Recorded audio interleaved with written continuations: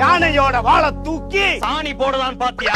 இல்ல, அந்த யானையோட வாழை தூக்கி இந்த கையில 50 இந்த கையில 50 கரலா சுத்தினவன் தான்டா இந்த மாயன். மாயன், ஒரு யானையை தூக்குனதுக்கே இவ்வளவு பெருமையா பேசுறியே, நான் 2 யானையை ஒரே சமயத்துல தூக்கி ஸ்கிப்பிங் ஆனவன்டா. யானையை தூக்குறத பெரிய விஷயமா சொல்றியே? 5 சிங்கம் என்ன துரத்தி வந்து, டே மாயா உன்னை சாப்பிடாம விட மாட்டேன்டான்னு சொல்லி வாயை திறந்துச்சு. என்ன இது கெட்ட பழக்கம், பல்லு தொலைக்காம சாப்பிடுறது, போய் பல்லு தொலைக்கிட்டு வான்னு சொல்லி அதை ஏமாத்தி எஸ்கேப் பண்ணவன் தான்டா இந்த மாயன். மாயன், அதே மாதிரி நான் காட்டுல தனியா பைக் ஓட்டிட்டு போயிட்டு இருக்கும் போது அதே 5 சிங்கம் என்னையும் துரத்திட்டு வந்துச்சு. அந்த நேரத்துல என்ன பண்றது ஏது பண்றதுன்னு தெரியாம டக்குன்னு லெப்ட்ல இண்டிகேட்டர் போட்டு ரைட்ல கட் பண்ணி சிங்கத்தையே கன்ஃபியூஸ் பண்ணிட்டேன். சிங்கம் நான் லெப்ட்ல போய் ஏமாந்து போச்சுடா.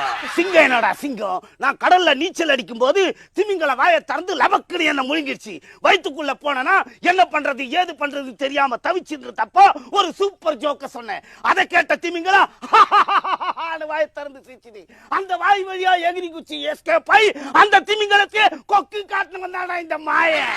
அதே கடல்ல 50 சொரா மீனுங்க என்ன துரத்துனப்போ என்ன பண்றது ஏது பண்றதுன்னு தெரியாம கடல்ல இருக்க எல்லா தண்ணியும் டபக்கு டபக்குன்னு குடிச்சு மீனுங்களுக்கு தண்ணி இல்லாம துடி துடிச்சு சாகடிச்சவன் தான்டா இந்த